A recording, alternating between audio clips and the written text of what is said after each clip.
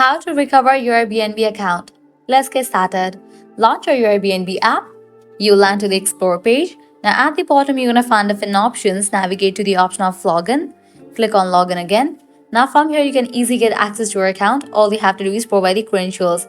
You can go ahead and type in your phone number, or also you can use the email address, Apple ID, Google ID, or Facebook. Go ahead and select the option that you have used to create your account. I'm going to select email address. Now go ahead and type in your email address. After you type in, click on Continue. Now you will need to type in the password. As you have forgotten your password, you can click on the option of Forget Password. Now go ahead and type in your email address over here. After you type in, click on Send Reset Link. Now you will be receiving mail, so close this and check your mail. You can see that your Airbnb has sent me the mail. You will also receive similar kind of mail for the reset password. Now click on the option of Reset Your Password.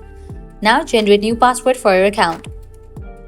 Once you are done, click on Update, and just with that, your account will be recovered and you will be logged into your account. So this way you can easily recover your Airbnb account. At the end, if you guys find this video helpful, don't forget to like, share and subscribe to our channel. Thanks for watching.